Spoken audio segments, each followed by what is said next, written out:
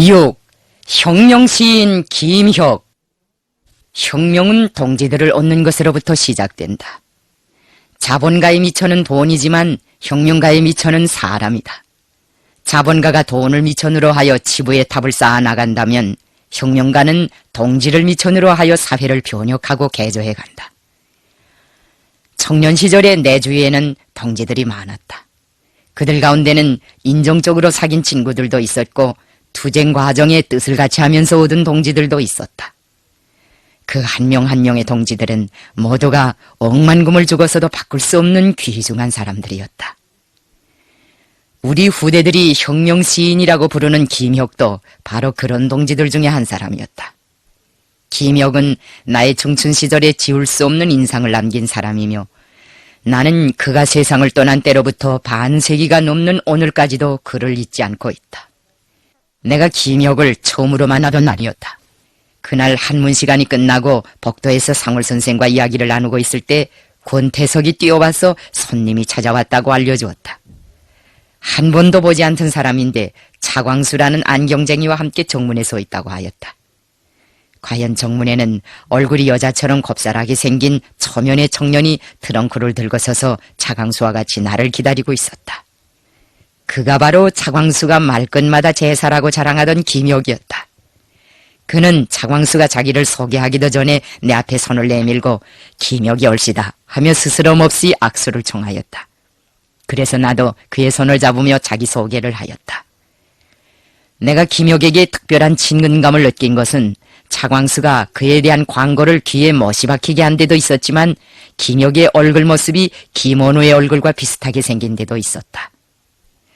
수업이 끝날 때까지 김혁 형을 데리고 기숙사에 가서 1시간 동안만 기다려주지 않겠소? 어지간한 시간 같으면 결강을 하겠는데 공교롭게도 상월 선생이 담당한 문학 시간이구만. 나는 김혁에게 양해를 구한 다음 차광수한테 이런 부탁을 하였다. 상월 선생이 문학 시간이라면 모두가 오금을 쓰지 못하니 성주도 장차 김혁이처럼 문학가가 되려는 게 아니오. 차광수는 안경테를 주올리면서 농을 하였다. 김성주라고 문학가가 못 된다는 법이 없지. 그런데 혁명을 하자면 반드시 문학을 알아야 할 것 같아. 어떻소, 김혁 형? 그렇지 않소? 김혁은 그 말을 듣자 환성을 올렸다. 길림에 와서 이제야 김맛이 당기는 말을 듣는구만. 문학을 떼놓고야 혁명을 논할 수가 없지. 혁명 그 자체도 문학의 대상이고 모체니까. 문학 선생이 그렇게 인기 있는 선생이라면 나도 만나고 싶소. 그럼 훗날 소개해주기로 합시다. 나는 이런 약속을 남기고 교실로 들어갔다. 수업을 끝내고 나오니 차광수와 김혁은 정문에서 불변자본이 어떻고 가변자본이 어떻고 하면서 그냥 나를 기다리고 있었다. 두 친구의 음성에서 풍기는 열정은 나에게도 그대로 옮겨졌다. 나는 김혁을 타고난 열정가라고 격찬하던 차광수의 말을 되새기면서 좋은 동물을 또 하나 얻게 되었다고 속으로 기뻐하였다. 숙소에 가서 기다려달라고 했는데 왜 그냥 여기에 서 있어? 김혁은 한쪽 눈을 쩌푸리고 금빛 햇살이 쏟아져 내리는 허공을 바라보았다. 이 좋은 날 바퀴처럼 집안에 들어가 박혀선 뭘 하겠어. 이왕이면 여기서부터 길림거리를 하루 종일 거닐며 이야기나 나눕시다. 금강산 구경도 식후경이라는데 점심 식사나 한 다음 북산으로 가든가 강남공원 같은 곳으로 갑시다. 김혁 형이 상해서 불원천리하고 우리를 찾아왔는데 처음 만나는 사람에게 식사도 안 시키면 대접이 너무 소홀하지 않소? 길림에 와서 성주동물을 만나니 몇 끼 굶어도 배고플 것 같지 않소?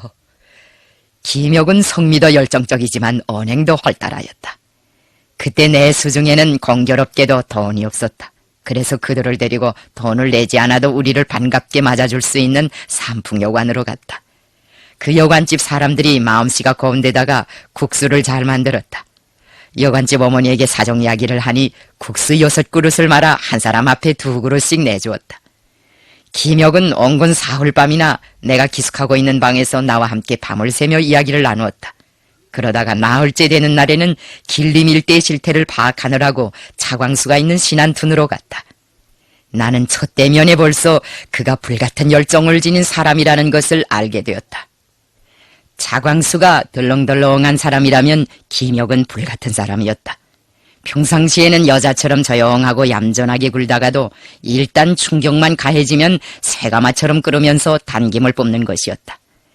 차광수처럼 동양 삼국을 돌아다니면서 쓴맛 단맛을 다 보았다는 풍운하였는데 그런 풍운하치고는 깨끗한 사람이었다.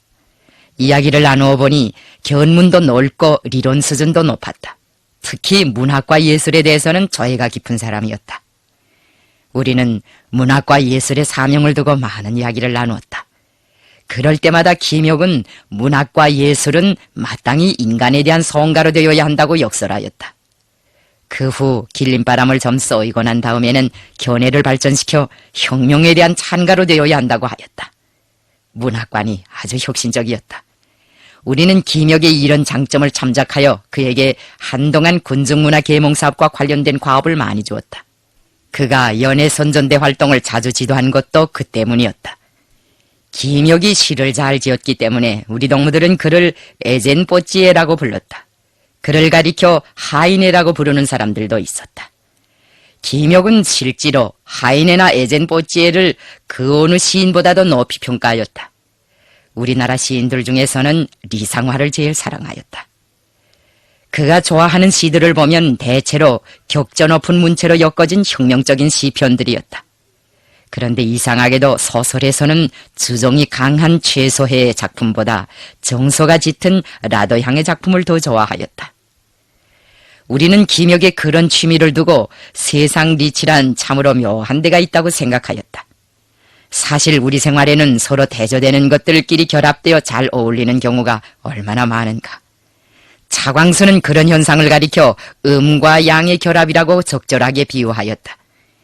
김혁의 경우에도 음과 양이 조화롭게 결합되어 남다른 문학적 개성이 이루어진 것이라고 하였다. 김혁은 어렵고 복잡한 혁명사업을 하면서도 짬을 내어 훌륭한 시작품들을 연이어 써내곤 하였다. 우리의 혁명 조직에 망라되어 있던 길림의 여학생들이 그의 시를 수첩에 베껴가지고 다니면서 즐겨 읊었다. 김혁은 남들처럼 종이장을 놓고 썼다 지웠다 하면서 시를 창작하는 것이 아니라 첫 줄부터 마지막 줄까지 죄다 머릿속에서 다듬다가 수정할 여지가 없다고 생각되면 비로소 주먹으로 책상을 내려치고는 종이 위에 옮기곤 하였다. 그가 책상을 내려칠 때마다 시가 한 편씩 나온다는 것을 알고 있는 우리 동무들은 김혁이 또 알을 하나 낳군 하면서 기뻐하였다.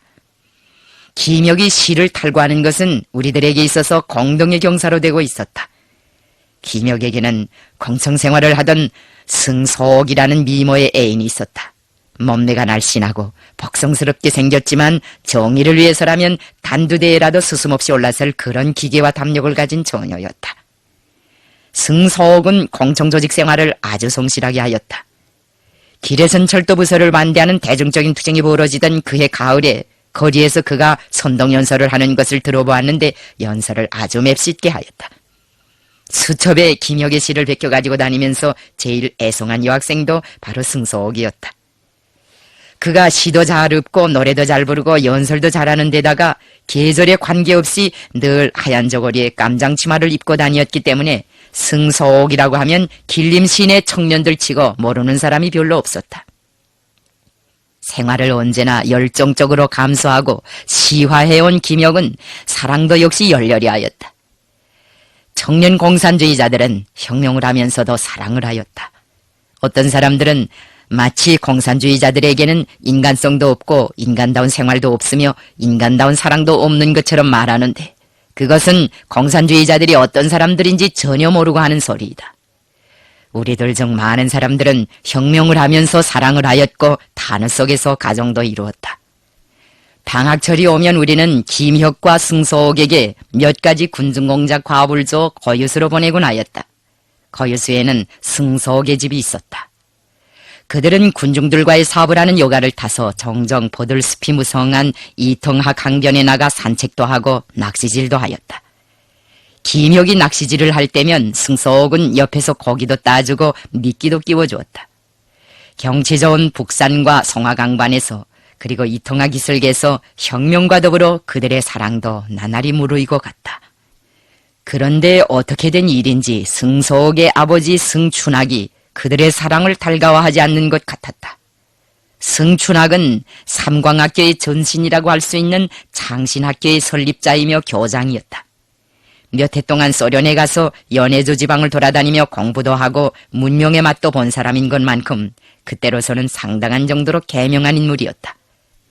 우리가 고유수에 가서 창신학교를 삼광학교로 개조하고 민족주의자들이 만들어 놓은 대중조직들을 공산주의 조직, 혁명조직들로 개편할 때에도 그는 우리가 하는 일에 선참으로 리해를 표시하고 적극적으로 방조해 주었다. 이런 사람이 자기네들의 사랑에 냉담한 태도를 취하였으므로 남아장부인 김혁이지만 당황하지 않을 수 없었다. 승서옥의 어머니는 김혁을 좋은 사윗감이라고 생각하였기 때문에 딸이 그와 교제하는 것을 눈감아주고 남편 앞에서도 은근히 두둔해 주었다. 그 후 오랜 기간 김혁의 사람됨을 면밀하게 주시해오던 승춘학도 결국은 그가 훌륭한 혁명가임을 알고는 딸의 의향을 따르게 되었다. 승춘학이 그들의 약혼을 허락한 날 김혁과 승서옥은 사진을 찍었다. 그 당시 승서옥이네 집에는 사진기도 있었다. 김혁이 희생되었다는 소식을 듣고 절망상태에 빠진 승서옥은 이통하에 몸을 던져 목숨을 끊으려고 하였다. 우리 동무들이 강변에서 그를 끌어내다가 겨우 진정시켜 놓았다. 승서옥은 그 후에도 혁명활동에 성실히 참가하다가 해외 조선혁명운동 소사의 필자인 최일천의 아내가 세상을 떠나자 그에게 시집을 갔다. 비록 계모가 되어 남의 아이들을 기르는 한이 있더라도 김혁과 같은 혁명가와 일생을 같이 하겠다는 것이 여성으로서의 그의理想이었다. 김혁의 불같은 성격은 혁명 실천에서 충실성으로 표현되었다. 그는 높은 책임성과 충실성을 지닌 혁명가였다. 나보다는 나이가 5살이나 우이고 일본에 가서 공부도 한 사람이었지만 그런 내색은 전혀 내지 않고 우리가 주는 과업을 언제나 성실하게 받아들였다. 그래서 나는 김혁을 각별히 아끼고 사랑하였다. 김혁은 1928년 여름부터 차광수와 함께 류하현 일대에서 활동하였다. 그들의 지도로 고산자 동성학교의 사회과학연구회, 특별반, 사회과학연구회가 나오고 반제청년동맹 지부가 조직된 것도 이 무렵이었다. 그때 김혁은 인류 진화사와 세계 정치지리, 문학, 음악 과목의 강의를 담당하였다. 고산자의 청년 학생들 속에서 그의 인기가 대단하였다.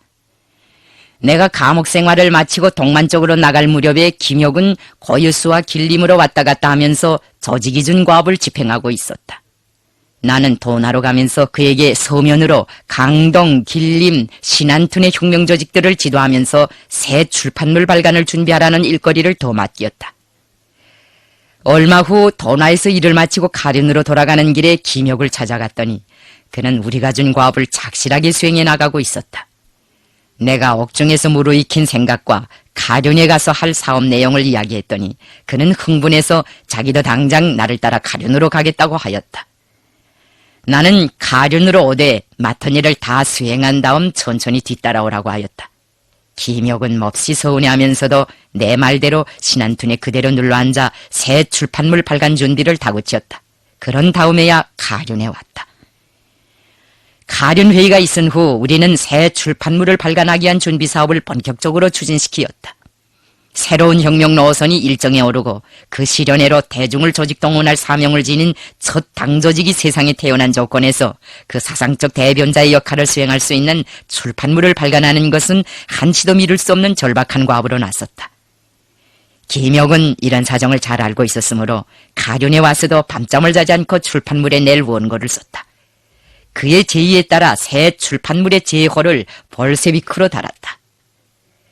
우리는 볼세비크를 잡지 형식으로 만들어 대중을 혁명사상으로 튼튼히 무장시키면서 물질적 준비를 충분히 갖춘 다음 점차 신문 형식으로 크게 만들고 부수도 늘리기로 계획하였다. 1930년 7월 10일에는 마침내 볼세비크 창간호가 세상에 나왔다.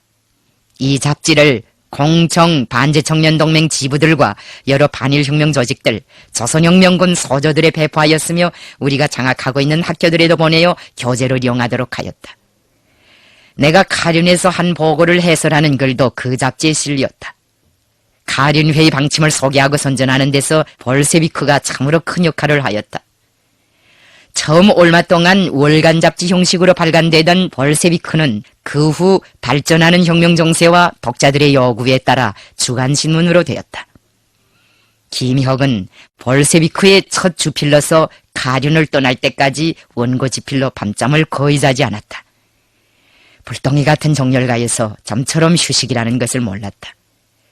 그러다가 그는 조선혁명군 소조를 책임지고 할빈으로 갔다. 김혁이 할빈에 파견된 것은 1930년 8월 초였다.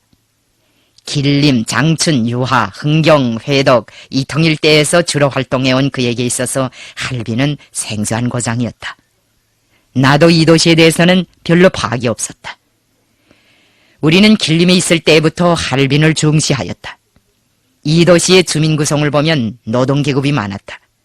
노동계급 속으로 들어가자면 장춘이나 할빈과 같은 큰 도시들에 대담하게 진출하여 우리의 역량을 키워야 했다. 길에선 철도부설 반대 투쟁과 중동 철도를 공격한 군벌의 배신적인 반서 행위를 반대하는 투쟁 과정이 보여준 바와 같이 할빈의 노동계급과 청년 학생들은 혁명성이 강하였다. 이런 고장에 가서 줄만 잘 들이면 많은 군종을 조직에 묶어 세울 수 있었다. 우리가 할빈을 중시한 것은 거기에 국제당 연락소가 있는 사정과도 관련된다. 내가 길림 육문중학교에 조직한 공청과 연계를 가지고 있던 국제당 산하의 공청조직도 할빈에 있었다. 국제당과의 연계를 가지자면 어차피 이 도시에 우리의 통로를 내고 할빈을 우리가 마음대로 드나들 수 있는 곳으로 개척하지 않으면 안 되었다. 김혁을 할빈에 보낸 중요한 목적은 할빈 일대에서 우리의 혁명 조직을 늘리는 한편 국제당과의 연계를 실현하기 위해서였다.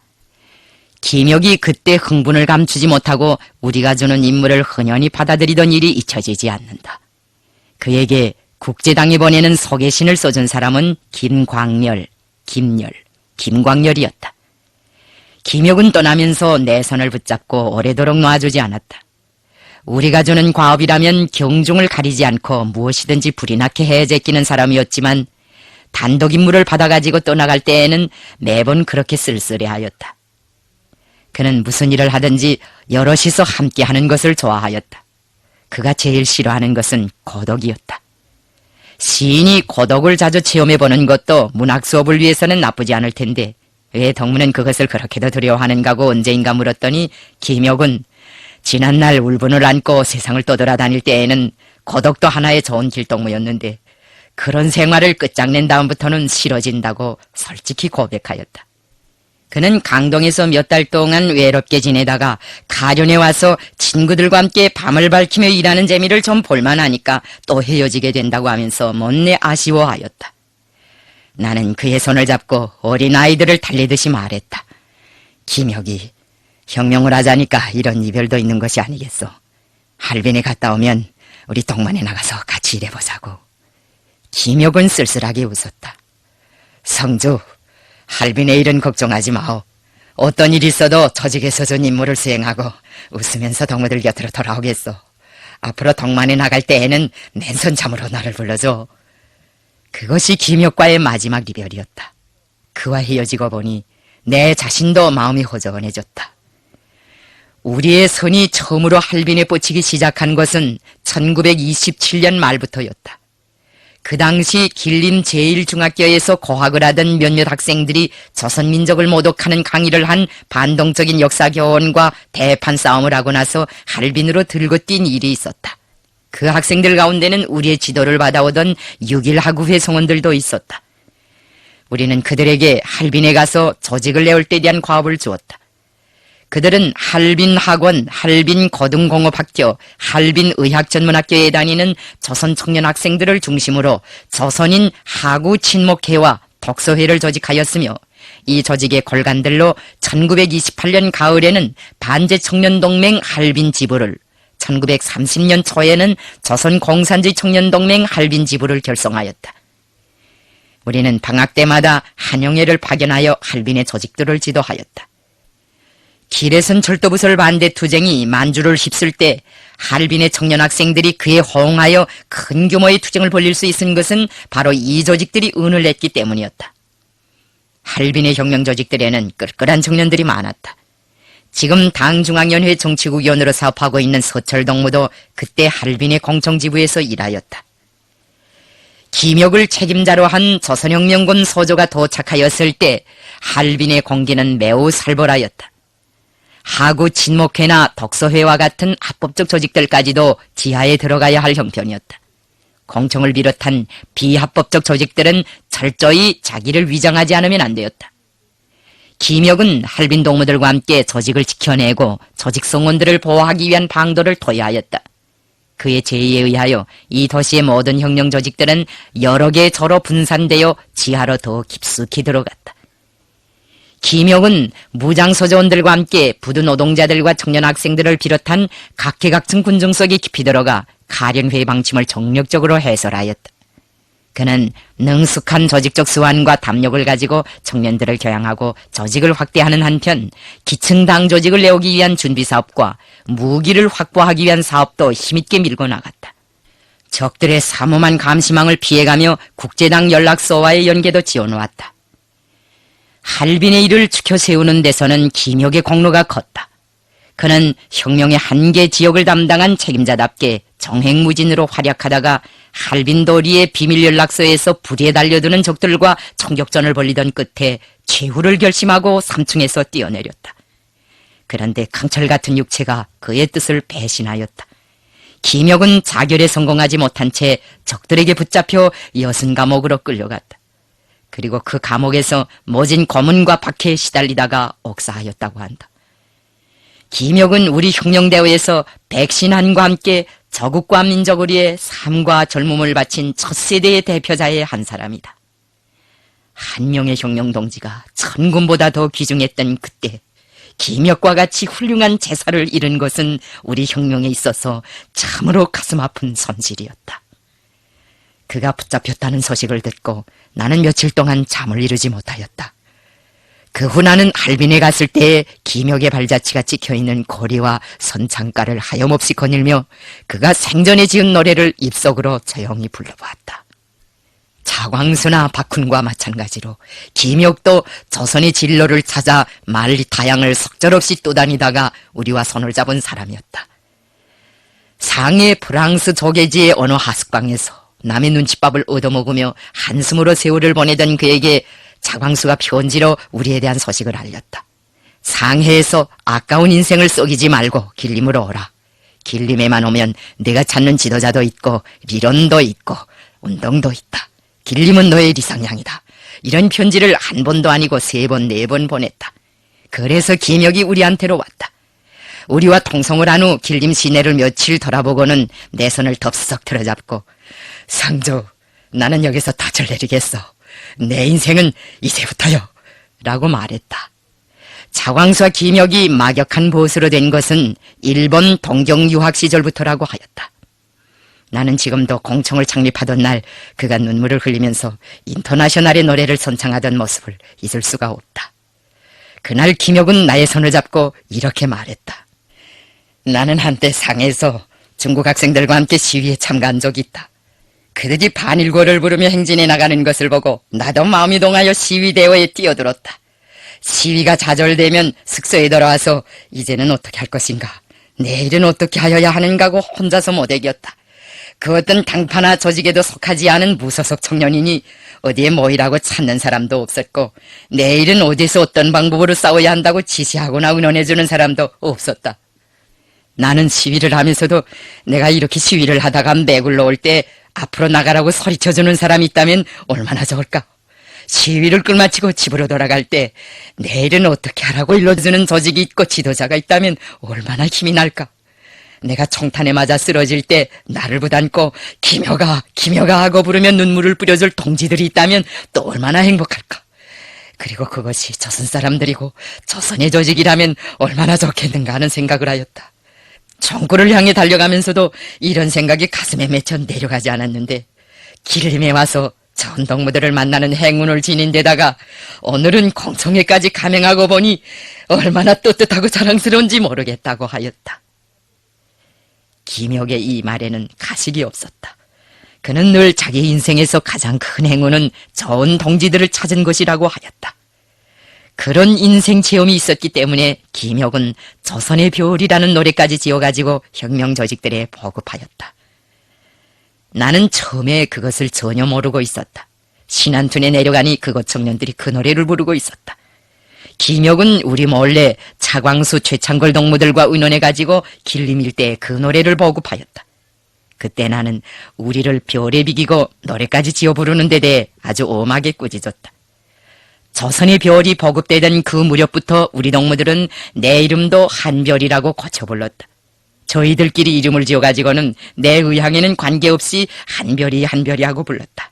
한문자로 표기하면 일성, 즉 한별이라는 뜻이었다. 우리 동무들과 함께 내 이름을 김일성으로 고치자고 발기한 것은 변대우를 비롯한 오가자의 유지들과 최일천과 같은 청년 공산주의자들이었다. 이렇게 되어 나는 성주, 한별, 일성이라는 세 가지 이름으로 불리우게 되었다. 김성주는 아버지가 지어준 나의 본명이었다. 유년 시절에는 증손이라고 불렀다. 증조 할머니가 생전에 계실 때 나를 증손이라고 불렀기 때문에 우리 집안 사람들이 그 본을 따서 증손이 증손이 하고 불렀다. 나는 아버지가 지어준 본명을 무척 귀중하게 여기고 있었기 때문에 내 이름을 다르게 지어 부르는 데 대하여 달가워하지 않았다. 더구나 나를 별이나 태양에 비기면서 젊은 나이에 어울리지 않게 추대하는 데 대하여 용납하지 않았다. 하지만 내가 아무리 엄하게 단속하고 설복하여도 소용이 없었다. 동무들은 내가 달가워하지 않는다는 것을 알면서도 김일성이라는 이름을 즐겨 사용하였다. 김일성이라는 나의 이름이 공식 출판물에 처음으로 소개된 것은 1931년 봄 내가 고유수에서 군벌들에게 체포되어 20일가량 감옥 생활을 할 때였다. 그러나 그때까지 나를 알고 있는 사람들의 대부분은 이전 날의 습관대로 나를 그냥 성주라고 불렀다. 내가 동무들 속에서 김일성이라는 하나의 이름으로 불리운 것은 훗날 동만에 나와서 무장투쟁을 시작한 다음부터였다. 동무들은 이처럼 새 이름을 지어주고 노래까지 지어 부르면서 나를 자기들의 지도자로 내세웠다. 나를 내세우려는 그들의 성의는 참으로 극진하였다. 내가 나이도 어리고 투쟁 경력도 짧았지만 그들이 나를 내세우지 못해 그처럼 애쓴 것은 통일단결의 중심도 없이 각 당 각파가 저만큼씩 영웅호걸 행세를 하면서 파쟁으로 혁명운동을 말아먹던 전세대 운동에서 심각한 교훈을 찾고 나라를 찾자면 2천만 민중이 합심해야 하며 2천만 민중을 한마음 한뜻으로 뭉치게 하자면 영도의 중심, 통일단결의 중심이 있어야 한다는 진리를 뼈에 사무치도록 깨달았기 때문이었다. 내가 김혁, 차광수, 최창걸과 같은 사람들을 그토록 사랑하고 잊지 못해하는 것은 그들이 나에 대한 노래를 짓고 나를 지도자로 내세워서가 아니다. 바로 그들이 우리 민족이 그처럼 절절하게 바라면서도 실현할 수 없었던 통일단결, 우리 인민의 자랑이고 영광이며 무궁무진한 힘의 원천인 참다운 통일단결의 지원을 열어놓고 우리나라 공산주의 운동에서 영도자와 대중의 일심동체를 이룩한 통일단결의 새 역사를 피로써 개척한 선구자들이기 때문이다. 우리와 함께 혁명을 한 새 세대의 공산주의자들은 자리다툼 때문에 대오에 불화를 조성한 적도 없고 의견상의로 하여 우리가 생명으로 내세운 통일단결을 파괴해 본 적도 없었다. 통일단결은 우리 대오에서 진짜 혁명가와 가짜 혁명가를 가르는 시금석으로 되어 있었다. 그렇기 때문에 그들은 감옥과 교수대로 끌려가면서도 이 통일단결을 목숨으로 사수하였다. 그리고 다음 세대의 공산주의자들에게 그것을 제보로 넘겨주었다. 그들의 첫째 가는 역사적 공적이 바로 거기에 있다. 지도자를 내세우고 그 지도자를 핵으로 통일단결한 새세대 공산주의자들의 승과고 아름다운 넋은 오늘 우리 당이 일심단결이라고 부르는 통일단결을 낳은 위대한 전통으로 되었다. 청년 공산주의자들이 지도자를 내세우고 그 지도자의 둘이 한마음 한뜻으로 뭉쳐 혁명투쟁을 전개한 바로 그때로부터 조선의 민족해방투쟁은 파쟁과 혼란으로 얼룩진 지난날의 역사에 종지부를 찍고 새로운 장을 개척하기 시작하였다. 김혁이 우리의 곁을 떠나간 때로부터 반세기 이상의 세월이 흘러갔다. 그러나 혁명 때문에 밤도 패고 배도 걸고 발도 얽으면서 만주의 설한 풍속을 헤쳐가던 김혁의 모습은 지금도 내 눈앞에서 사라지지 않고 있다. 그가 지금 살아서 우리의 곁에 있다면 많은 일을 할 수 있을 것이다. 혁명 앞에 모진 시련의 고비가 닥쳐올 때마다 나는 지난날 온몸을 애국으로 불태우며 투쟁 속에서 젊음을 빛내던 살뜰한 동지 김혁을 생각하며 그가 너무도 일찍이 세상을 떠나간 데 대하여 애석한 심정을 금치 못한다. 우리는 후대들에게 김혁의 모습을 영원히 전해주려고 대성산 혁명 열사능 맨 앞줄에 그의 반신상을 세웠다. 김혁이 사진 한 장도 남기지 않았고 또 그때 같이 싸우던 동무들이 모두 세상을 떠나다 보니 그의 얼굴 모습을 알 길이 없었다. 그래서 반신상을 세울 때 우리 조각가들이 수고를 하였는데 김혁의 얼굴 모습은 내가 알려줘 완성하게 하였다.